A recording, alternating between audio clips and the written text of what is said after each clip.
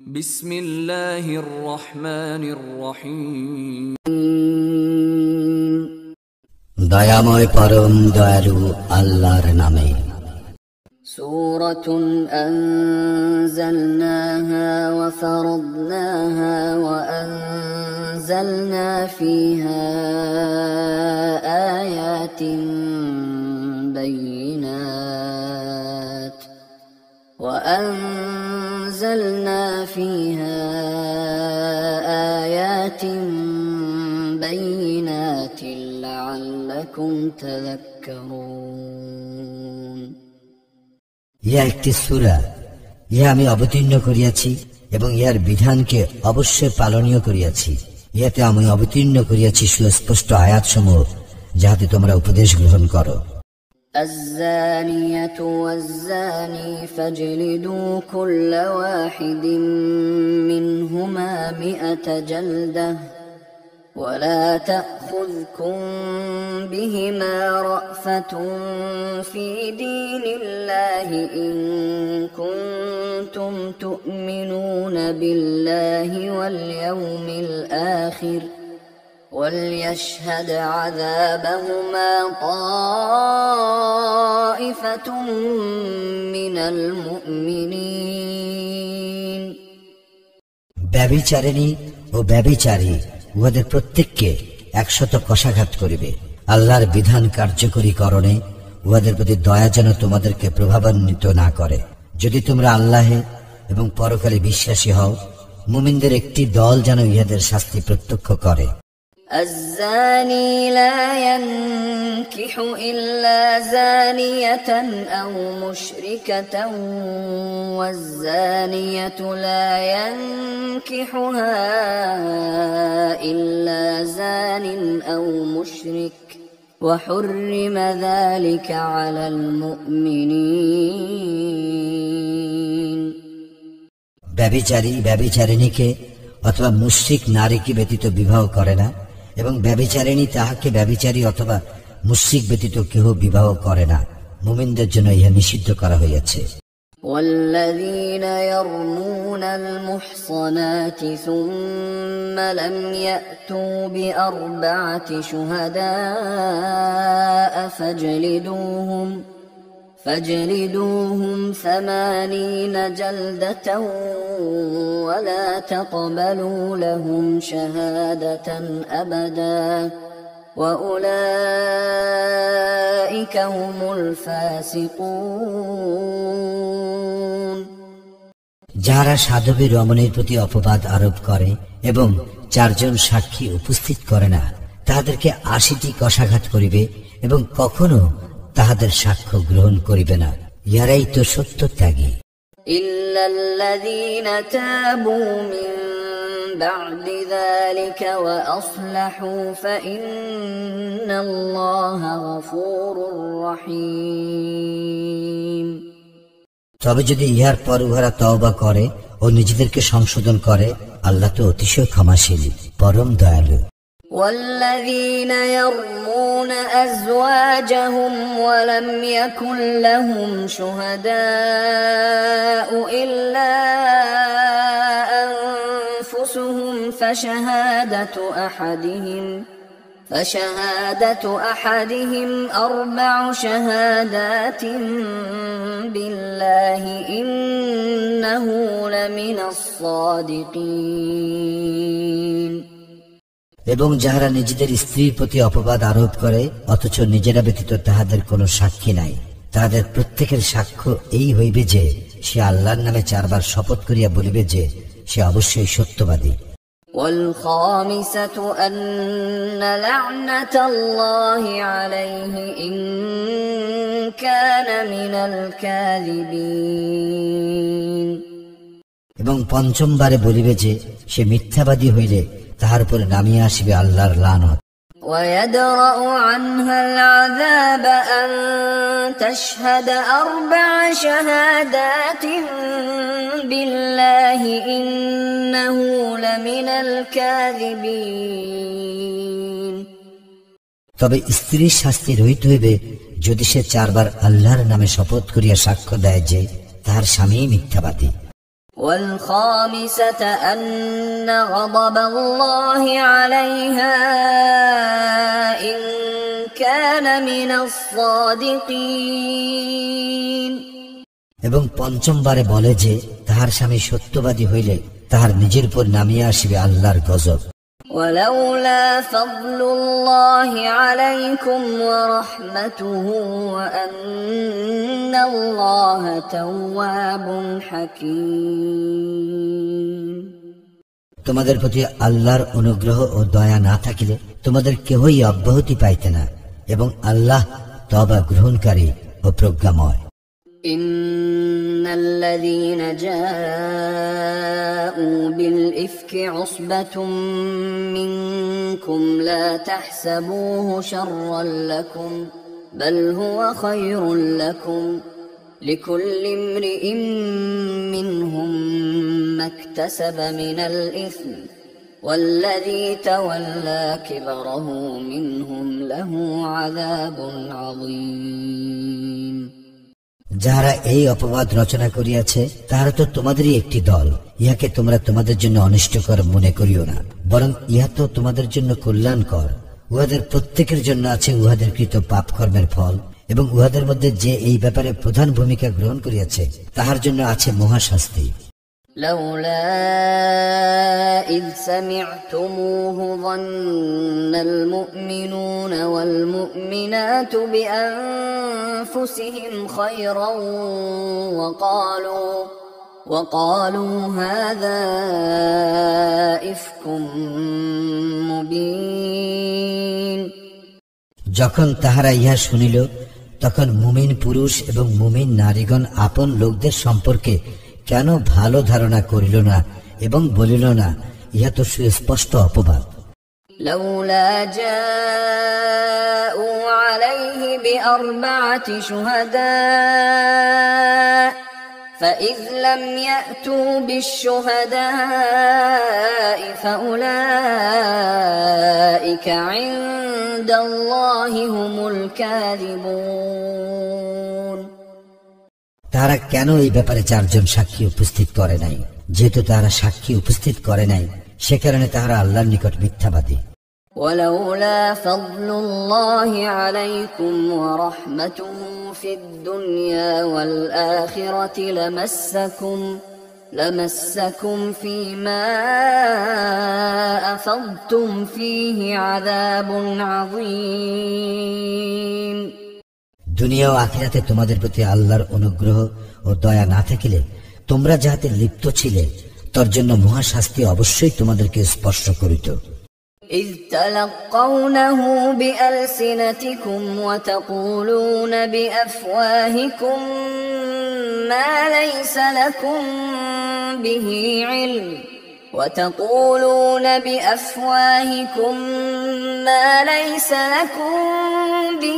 علم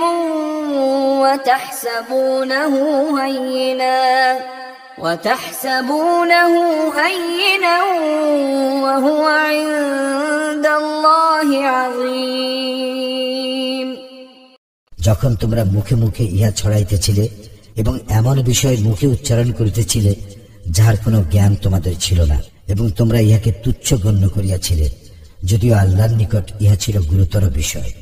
ولولا إذ سمعتموه قلتم ما يكون لنا أن نتكلم بهذا سبحانك هذا بهتان عظيم এবং তোমরা যখন ইহা শ্রবণ করিলে তখন কেন বলিলে না, এ বিষয়ে বলাবলি করা আমাদের উচিত নয়, আল্লাহ পবিত্র মহান, ইহা তো এক গুরুতর অপবাদ। يعظكم الله أن تعودوا لمثله أبدا إن كنتم مؤمنين আল্লাহ তোমাদেরকে উপদেশ দিতেছেন, তোমরা যদি মুমিন হও তবে কখনো অনুরূপ আচরণের পুনরাবৃত্তি করিও না।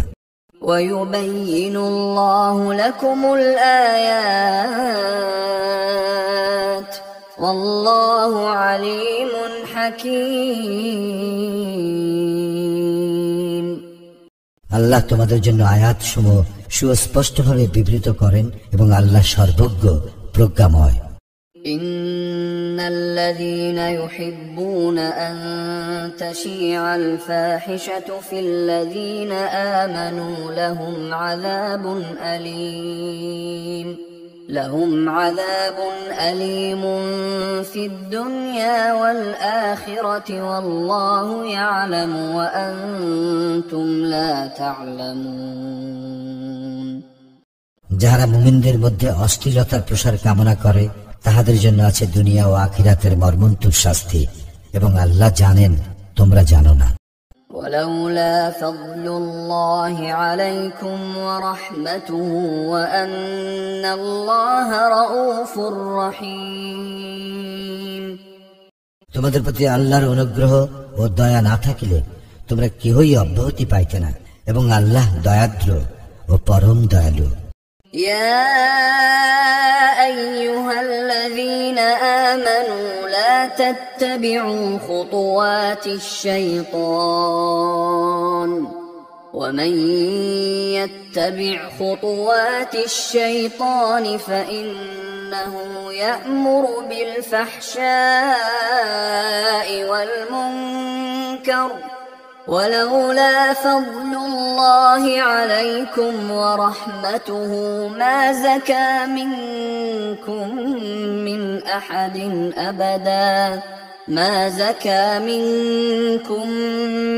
أحد أبدا ولكن الله يزكي من يشاء والله سميع عليم। হে মুমিনগণ, তোমরা শয়তানের পদাঙ্ক অনুসরণ করিও না। কেহ শয়তানের পদাঙ্ক অনুসরণ করিলে শয়তান তো অশ্লীলতা ও মন্দ কাজের নির্দেশ দেয়। আল্লাহর অনুগ্রহ ও দয়া না থাকিলে তোমাদের কেহই কখনো পবিত্র হইতে পারিতে না। তবে আল্লাহ যাহাকে ইচ্ছা পবিত্র করিয়া থাকেন, এবং আল্লাহ সর্বশ্রোতা সর্বজ্ঞ। ولا يأتل أولو الفضل منكم والسعة أن يؤتوا أولي القربى والمساكين والمهاجرين في سبيل الله وليعفوا وليصفحوا ألا تحبون أن يغفر الله لكم والله غفور رحيم। তোমাদের মধ্যে যাহারা ঐশ্বর্য ও প্রাচুর্যের অধিকারী তাহারা যেন শপথ গ্রহণ না করে যে তাহারা আত্মীয় স্বজন ও অভাবগ্রস্তকে এবং আল্লাহর রাস্তায় যাহারা হিজরত করিয়াছে তাহাদেরকে কিছুই দিবে না। তাহারা যেন উহাদেরকে ক্ষমা করে এবং উহাদের দোষ ত্রুটি উপেক্ষা করে। তোমরা কি চাও না যে আল্লাহ তোমাদেরকে ক্ষমা করুন? এবং আল্লাহ ক্ষমাশীল, পরম দয়ালু। إن الذين يرمون المحصنات الغافلات المؤمنات لعنوا في الدنيا والآخرة ولهم عذاب عظيم। যারা সাধবী, সরল মনা ও ইমানদার নারীর প্রতি অপবাদ আরোপ করে তাহারা দুনিয়া ও আখিরাতে অভিশপ্ত, এবং তাহাদের জন্য আছে মহাশাস্তি। يوم تشهد عليهم ألسنتهم وأيديهم وأرجلهم بما كانوا يعملون। যেদিন তাহাদের বিরুদ্ধে সাক্ষ্য দিবে তাহাদের জিহ্বা, তাহাদের হস্ত ও তাহাদের চরণ তাহাদের কৃতকর্ম সম্বন্ধে। يومئذ يوفيهم الله دينهم الحق ويعلمون أن الله هو الحق المبين। সেদিন আল্লাহ তাহাদের প্রাপ্য প্রতিফল পুরাপুরি দিবেন, এবং তাহারা জানিবে আল্লাহই সত্য, স্পষ্ট প্রকাশক। الخبيثات للخبيثين والخبيثون للخبيثات والطيبات للطيبين والطيبون للطيبات أولئك مبرؤون مما يقولون لهم مغفرة ورزق كريم দুশ্চরিত্র নারী দুশ্চরিত্র পুরুষের জন্য, দুশ্চরিত্র পুরুষ দুশ্চরিত্র নারীর জন্য, সচ্চরিত্র নারী সচ্চরিত্র পুরুষের জন্য এবং সচ্চরিত্র পুরুষ সচ্চরিত্র নারীর জন্য। লোকে যাহা বলে ইহারা তাহা হইতে পবিত্র, ইহাদের জন্য আছে ক্ষমা ও সম্মানজনক জীবিকা। يا أيها الذين آمنوا لا تدخلوا بيوتا غير بيوتكم حتى تستأنسوا وتسلموا على أهلها ذلكم خير لكم لعلكم تذكرون। হে মুমিনগণ, তোমরা নিজেদের গৃহ ব্যতীত অন্য কাহারও গৃহে গৃহবাসীদের অনুমতি না লইয়া এবং তাহাদেরকে সালাম না করিয়া প্রবেশ করিও না, ইহাই তোমাদের জন্য শ্রেয়, যাহাতে তোমরা উপদেশ গ্রহণ করো। فإن لم تجدوا فيها أحدا فلا تدخلوها حتى يؤذن لكم وإن قيل لكم ارجعوا فارجعوا هو أزكى لكم والله بما تعملون عليم। যদি তোমরা গৃহে কাউকে না পাও তাহলে উহাতে প্রবেশ করিবে না যতক্ষণ না তোমাদেরকে অনুমতি দেওয়া হয়। যদি তোমাদেরকে বলা হয় ফিরিয়া যাও, তবে তোমরা ফিরিয়া যাইবে, ইহাই তোমাদের জন্য উত্তম, এবং তোমরা যাহা করো সে সম্বন্ধে আল্লাহ সবিশেষ অবহিত। ليس عليكم جناح أن تدخلوا بيوتا غير مسكونة فيها متاع لكم والله يعلم ما تبدون وما تكتمون। যে গৃহে কেহ বাস করে না তাহাতে তোমাদের জন্য দ্রব্য সামগ্রী থাকিলে সেখানে তোমাদের প্রবেশে কোনো পাপ নাই, এবং আল্লাহ জানেন যাহা তোমরা প্রকাশ করো এবং যাহা তোমরা গোপন করো। قل للمؤمنين يغضوا من أبصارهم ويحفظوا فروجهم ذلك أزكى لهم إن الله خبير بما يصنعون। মুমিনদেরকে বলো, তাহারা যেন তাহাদের দৃষ্টিকে সংযত করে এবং তাহাদের লজ্জাস্থানের হেফাজত করে, ইহাই তাহাদের জন্য উত্তম। উহারা যাহা করে নিশ্চয় আল্লাহ সে বিষয়ে সম্যক অবহিত। وقل للمؤمنات يغضضن من أبصارهن ويحفظن فروجهن ولا يبدين زينتهن إلا ما ظهر منها وليضربن بخمرهن على جيوبهن ولا يبدين زينتهن إلا لبعولتهن أو آباء بعولتهن أو أبنائهن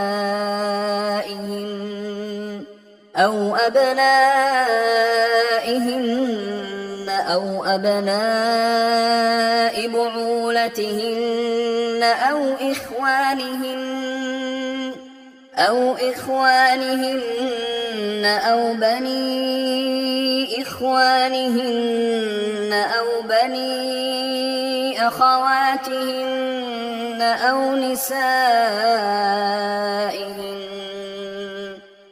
نسائهن أو ما ملكت أيمانهن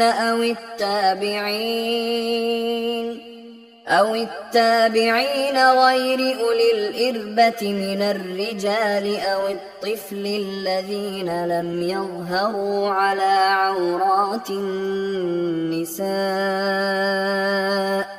ولا يضربن بأرجلهن ليعلم ما يخفين من زينتهن وتوبوا إلى الله جميعا أيها المؤمنون لعلكم تفلحون আর মুমিন নারীদেরকে বলো, তাহারা যেন তাহাদের দৃষ্টিকে সংযত করে ও তাহাদের লজ্জাস্থানের হেফাজত করে। তাহারা যেন যাহা সাধারণত প্রকাশ থাকে তাহা ব্যতীত তাহাদের আভরণ প্রদর্শন না করে। তাহাদের গ্রীবা ও বক্ষদেশ যেন মাথার উপর কাপড় দ্বারা আবৃত করে।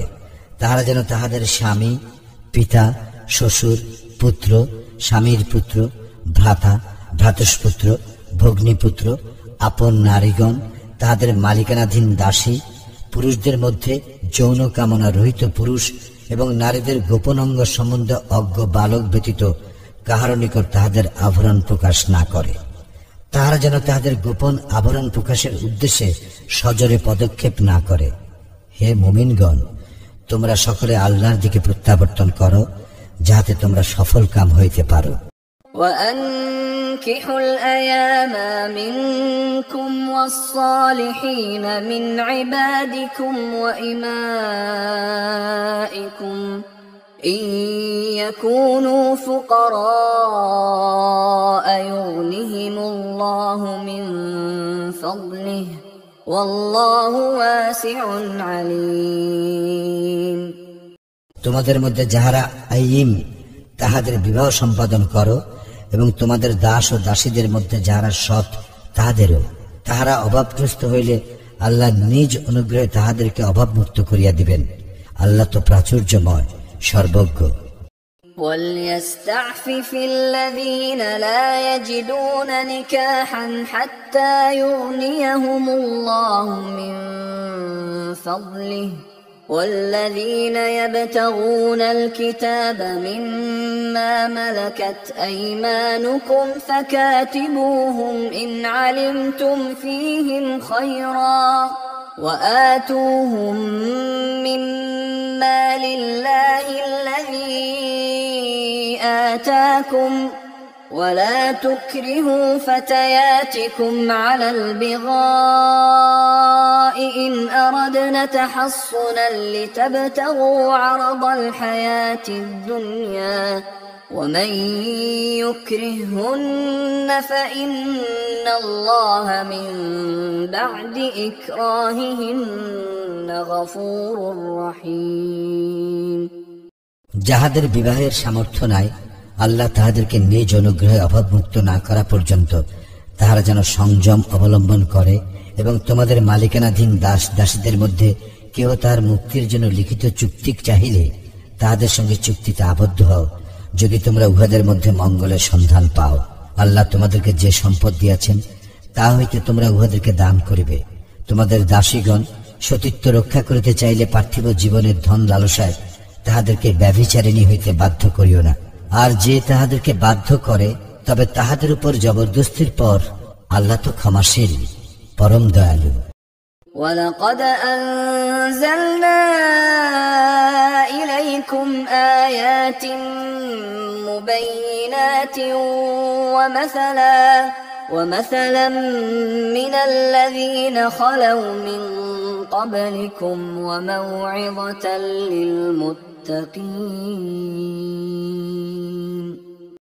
আমি তো তোমাদের নিকট অবতীর্ণ করিয়াছি সুস্পষ্ট আয়াত, তোমাদের পূর্ববর্তীদের দৃষ্টান্ত ও মুত্তাকিদের জন্য উপদেশ। الله نور السماوات والأرض مثل نوره كمشكاة فيها مصباح المصباح في زجاجة الزجاجة كأنها كوكب دري يوقد من شجرة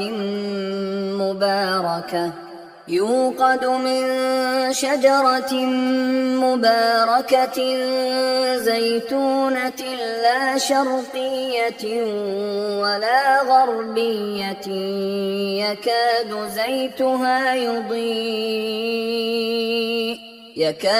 زيتها يضيء ولو لم تمسسه نار نور على نور يهدي الله لنوره من يشاء ويضرب الله الأمثال للناس والله بكل شيء عليم আল্লাহ আকাশ মণ্ডলীয় পৃথিবীর জ্যোতি, তাহার জ্যোতির উপমা যেন একটি দীপাধার, যাহার মধ্যে আছে এক প্রদীপ। প্রদীপটি একটি কাঁচের আবরণের মধ্যে স্থাপিত। কাঁচের আবরণটি উজ্জ্বল নক্ষত্র সদৃশ। ইহা প্রজ্বলিত করা হয় পুত পবিত্র জয়তুন বৃক্ষের তৈল দ্বারা, যাহা প্রাচ্যের নয়, প্রতীচ্যেরও নয়। অগ্নি উহাকে স্পর্শ না করিল, যেন উহার তৈল উজ্জ্বল আলো দিতেছে, জ্যোতির উপর জ্যোতি। আল্লাহ যাহাতে ইচ্ছা পথ নির্দেশ করেন তাহার জ্যোতির দিকে। আল্লাহ মানুষের জন্য উপমা দিয়া থাকেন এবং আল্লাহ সর্ববিষয়ে সর্বজ্ঞ। في بيوت أذن الله أن ترفع ويذكر فيها اسمه يسبح له فيها بالغدو والآصال সেই সকল গৃহে যাহাকে সমুন্নত করিতে এবং যাহাতে তাহার নাম স্মরণ করিতে আল্লাহ নির্দেশ দিয়াছেন, সকাল ও সন্ধ্যায় তাহার পবিত্রতা ও মহিমা ঘোষণা করে। رجال لا تلهيهم تجارة ولا بيع عن ذكر الله وإقام الصلاة وإيتاء الزكاة يخافون يوما تتقلب فيه القلوب والأبصار সেই সব লোক যাহাদেরকে ব্যবসা বাণিজ্য এবং ক্রয় বিক্রয় আল্লাহর স্মরণ হইতে এবং সালাত কায়েম ও জাকাত প্রদান হইতে বিরত রাখে না, তারা ভয় করে সেই দিনকে, যেদিন অনেক অন্তর ও দৃষ্টি বিপর্যস্ত হইয়া পড়িবে। ليجزيهم الله أحسن ما عملوا ويزيدهم من فضله والله يرزق من يشاء بغير حساب যাহাতে তাহারা যে কর্ম করে তজ্জন্য আল্লাহ তাহাদেরকে উত্তম পুরস্কার দেন এবং নিজ অনুগ্রহে তাহাদেরকে প্রাপ্যের অধিক দেন। আল্লাহ যাহাকে ইচ্ছা অপরিমিত জীবিকা দান করেন। والذين كفروا أعمالهم كسراب بقيعة يحسبه الظمآن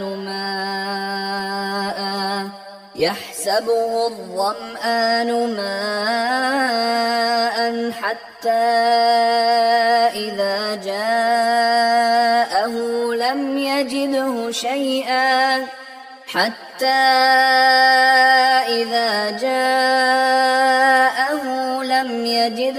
شيئا ووجد الله عنده فوفاه حسابه والله سريع الحساب যাহারা কুফরি করে তাহাদের কর্ম মরুভূমির মরীচিকা সদৃশ। পিপাসার্থ যাহাকে পানি মনে করিয়া থাকে, কিন্তু সে উহার নিকট উপস্থিত হইলে দেখিবে উহা কিছু নয় এবং সে পাইবে সেখানে আল্লাহকে। অতঃপর তিনি তাহার কর্মফল পূর্ণ মাত্রায় দিবেন। আল্লাহ হিসাব গ্রহণে তৎপর। أو كظلمات في بحر لجي يغشاه موج من فوقه سحاب ظلمات بعضها فوق بعض إذا أخرج يده لم يكد يراها ومن لم يجعل الله له نورا فما له من نور অথবা তাহাদের কর্ম গভীর সমুদ্র তলের অন্ধকার সদৃশ, যাহাকে আচ্ছন্ন করে তরঙ্গের উপর তরঙ্গ, যাহার ঊর্ধ্বে মেঘপুঞ্জ, অন্ধকার পুঞ্জ স্তরের উপর স্তর, এমনকি সে হাত বাহির করিলে তাহা আদৌ দেখিতে পাইবে না। আল্লাহ যাহাকে জ্যোতি দান করেন না তাহার জন্য কোনো জ্যোতি নাই। ألم تر أن الله يسبح له من في السماوات والأرض والطير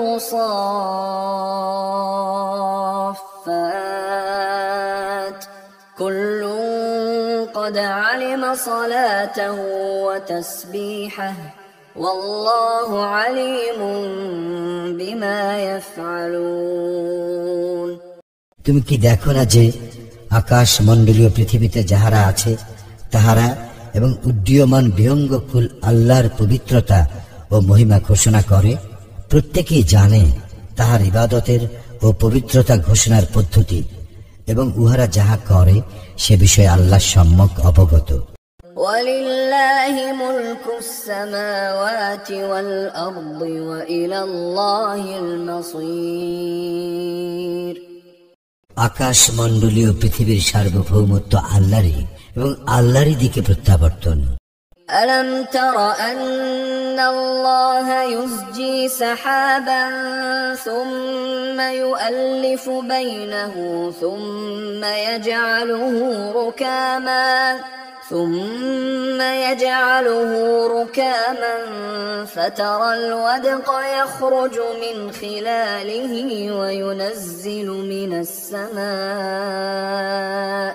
وينزل من السماء من جبال فيها من برد فيصيب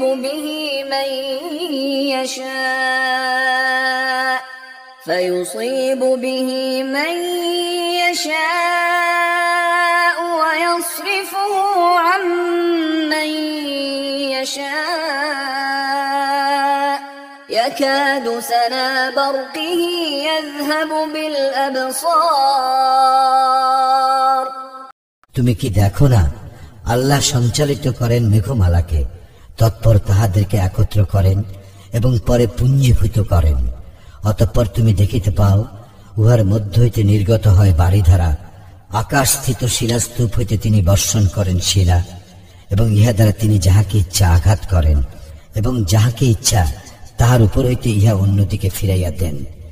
মেঘের বিদ্যুৎ ঝলক দৃষ্টিশক্তি প্রায় কাড়িয়া নেয়। يقلب الله الليل والنهار إن في ذلك لعبرة لأولي الأبصار। আল্লাহ দিবস ও রাত্রির পরিবর্তন ঘটান, ইহাতে শিক্ষা রইয়াছে অন্তর্দৃষ্টি সম্পন্নদের জন্য।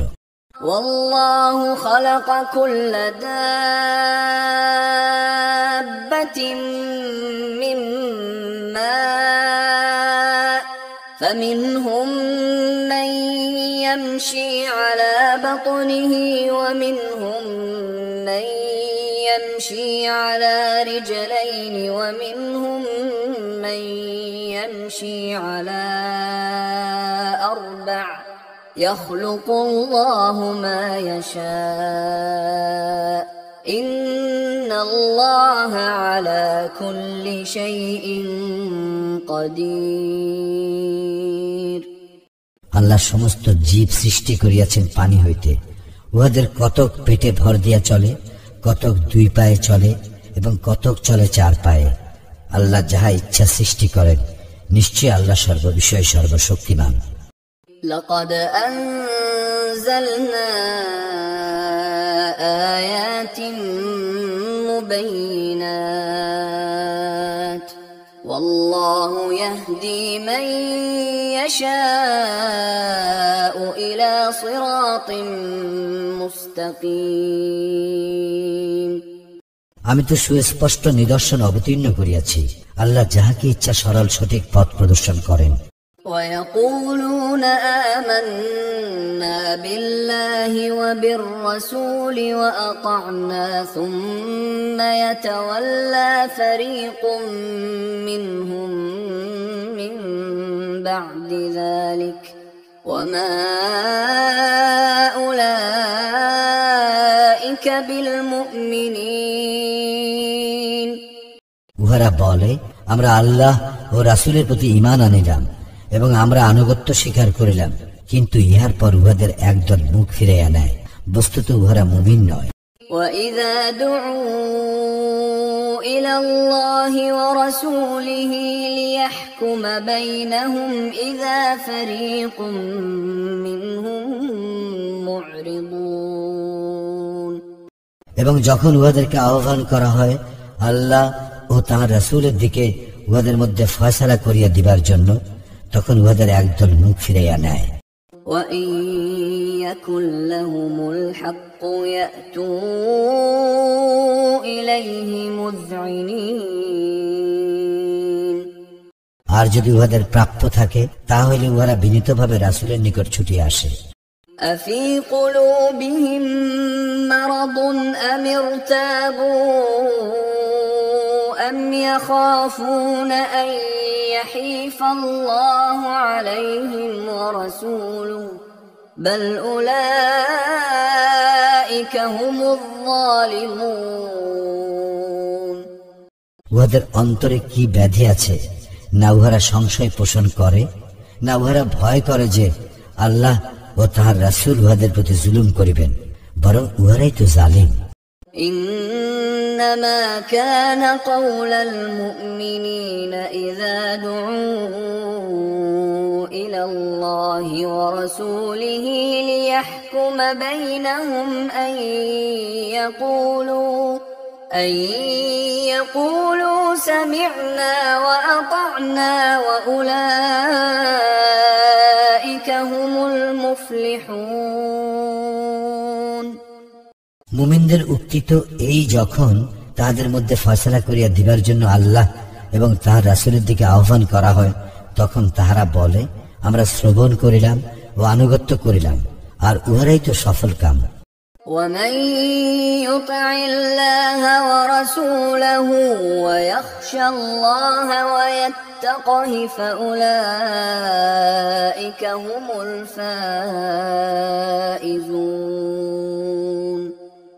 যারা আল্লাহ ও তাঁর রাসূলের আনুগত্য করে, আল্লাহকে ভয় করে ও তাহার অবাধ্যতা হইতে সাবধান থাকে, তাহারাই সফল কাম।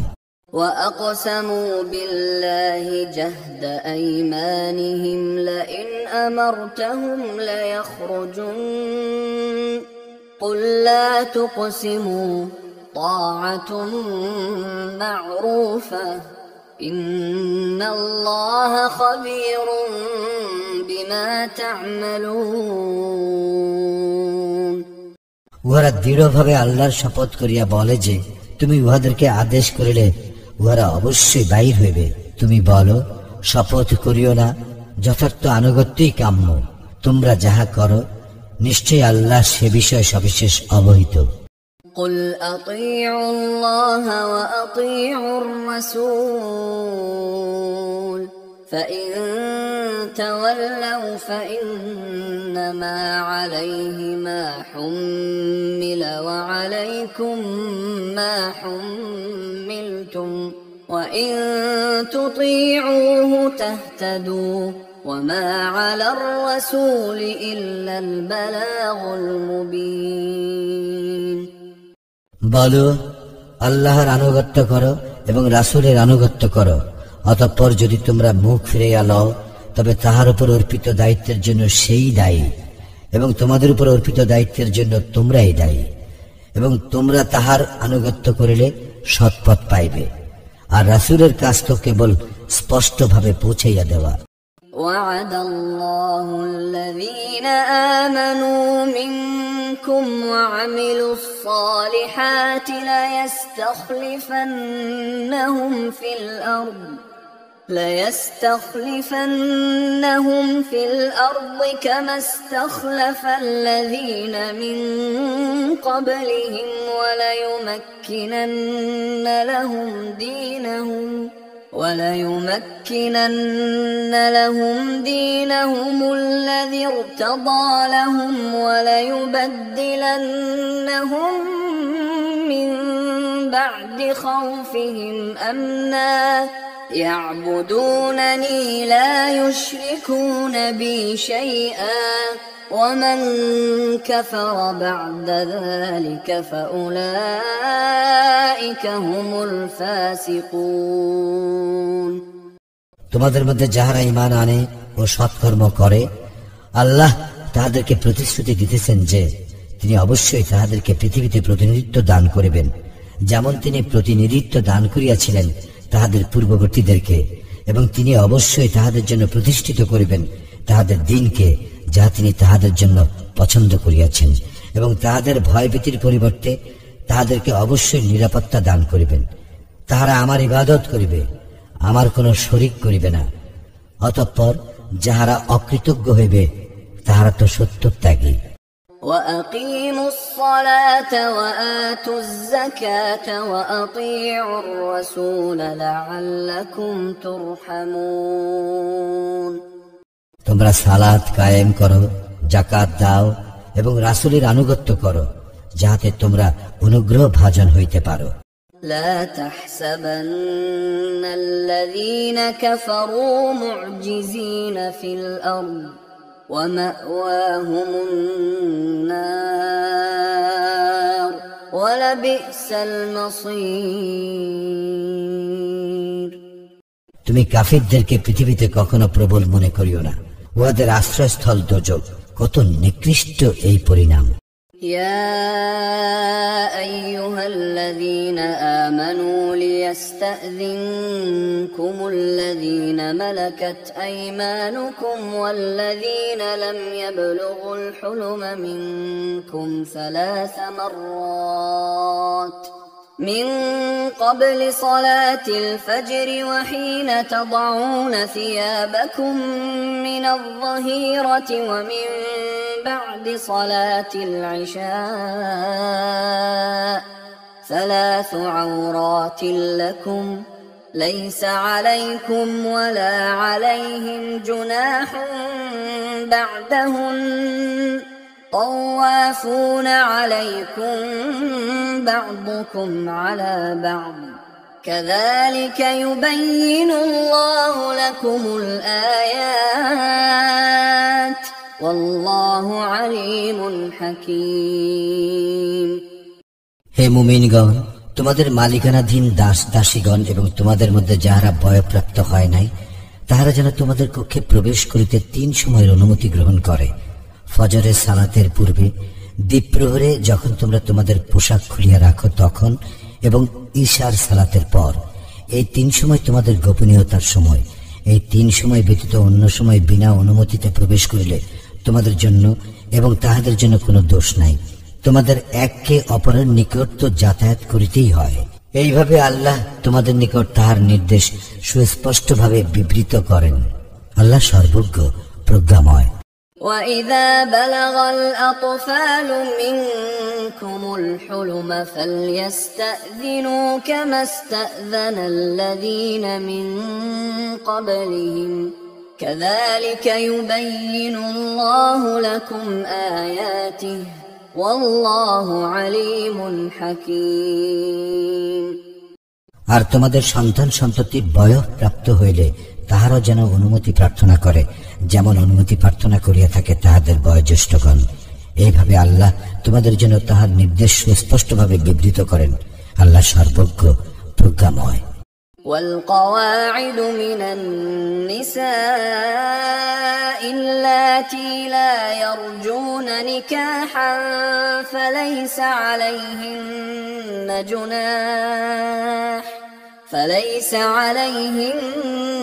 جناح أن يضعن ثيابهن غير متبرجات بزينة وأن يستعففن خير لهم والله سميع عليم বৃদ্ধা নারী যাহারা বিবাহের আশা রাখে না তাহাদের জন্য অপরাধ নাই, যদি তাহারা তাহাদের সৌন্দর্য প্রদর্শন না করিয়া তাহাদের বহির্বাস খুলিয়া রাখে, তবে ইহা হইতে তাহাদের বিরত থাকাই তাহাদের জন্য উত্তম।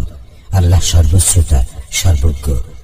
ليس على الأعمى حرج ولا على الأعرج حرج ولا على المريض حرج ولا على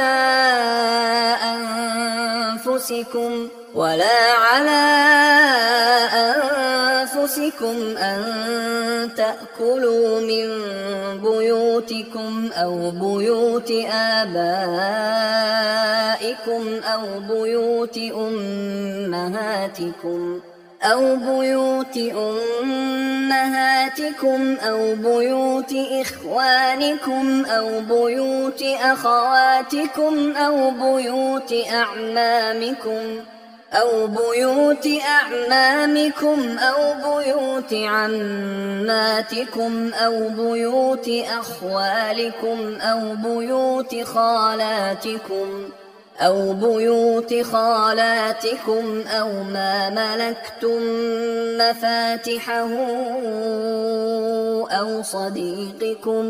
ليس عليكم جناح أن تأكلوا جميعا أو أشتاتا فإذا دخلتم بيوتا فسلموا على أنفسكم تحية من عند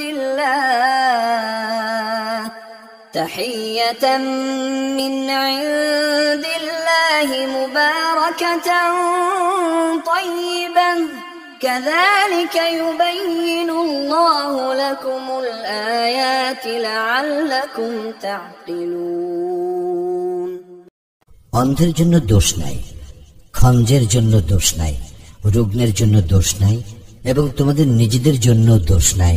আহার করা তোমাদের গৃহে অথবা তোমাদের পিতৃগণের গৃহে, মাতৃগণের গৃহে, ভাতৃগণের গৃহে, ভগ্নীগণের গৃহে, পিতৃব্যদের গৃহে, ফুফুদের গৃহে, মাতুলদের গৃহে, খালাদের গৃহে অথবা সেই সব গৃহে যাহার চাবির মালিক তোমরা অথবা তোমাদের বন্ধুদের গৃহে। তোমরা একত্রে আহার করো অথবা পৃথক পৃথক ভাবে আহার করো, তাহাতে তোমাদের জন্য কোনো অপরাধ নাই। তবে যখন তোমরা গৃহে প্রবেশ করবে তখন তোমরা তোমাদের স্বজনদের প্রতি সালাম করিবে, অভিবাদন স্বরূপ, যাহা আল্লাহর নিকট হইতে কল্যাণময় ও পবিত্র। এইভাবে আল্লাহ তোমাদের জন্য তাহার নির্দেশ বিশদভাবে বিবৃত করেন, যাহাতে তোমরা বুঝিতে পারো। إنما المؤمنون الذين آمنوا بالله ورسوله وإذا كانوا معه على أمر جامع لم يذهبوا حتى يستأذنوه إن الذين يستأذنونك أولئك الذين يؤمنون بالله ورسوله فإذا استأذنوك لبعض شأنهم فأذن لمن شئت منهم واستغفر لهم الله إن الله غفور رحيم। মুমিন তো তাহারাই যাহারা আল্লাহ এবং তাহার রাসূলে ঈমান আনে এবং রাসূলের সঙ্গে সমষ্টিগত ব্যাপারে একত্র হইলে তাহারা অনুমতি ব্যতীত সরিয়া পড়ে না। যাহারা তোমার অনুমতি প্রার্থনা করে তাহারাই আল্লাহ এবং তাহার রাসূলে বিশ্বাসী। অতএব তাহারা তাহাদের কোনো কাজে বাহিরে যাইবার জন্য তোমার অনুমতি চাইলে তাহাদের মধ্যে যাহাদেরকে ইচ্ছা তুমি অনুমতি দিও এবং তাহাদের জন্য আল্লাহর নিকট ক্ষমা প্রার্থনা করিও। নিশ্চয় আল্লাহ পরম ক্ষমাশীল, পরম দয়ালু। لا تجعلوا دعاء الرسول بينكم كدعاء بعضكم بعضا قد يعلم الله الذين يتسللون منكم لواذا فليحذر الذين يخالفون عن أمره أن تصيبهم فتنة أو يصيبهم عذاب أليم। রাসূলের আহ্বানকে তোমরা তোমাদের একে অপরের প্রতি আহ্বানের মতো গণ্য করিও না। তোমাদের মধ্যে যাহারা অলক্ষ্যে সরিয়া পড়ে আল্লাহ তো তাহাদেরকে জানেন। সুতরাং যাহারা তাহার আদেশের বিরুদ্ধে আচরণ করে তাহারা সতর্ক হোক যে বিপর্যয় তাহাদের উপর আপতিত হইবে, অথবা আপতিত হইবে তাহাদের উপর মর্মন্তুর শাস্তি। ألا إن لله ما في السماوات والأرض قد يعلم ما أنتم عليه ويوم يرجعون إليه فينبئهم بما عملوا والله بكل شيء عليم। জানিয়া রাখো, আকাশ মণ্ডলীয় পৃথিবীতে যাহা কিছু আছে তাহা আল্লাহরই। তোমরা যাহাতে ব্যাপৃত তিনি তাহা জানেন। যেদিন তাহারা তাহার নিকট প্রত্যাবর্তিত হইবে সেদিন তিনি তাহাদেরকে জানাইয়া দিবেন তাহারা যাহা করিত। আল্লাহ সর্ববিষয়ে সর্বজ্ঞ।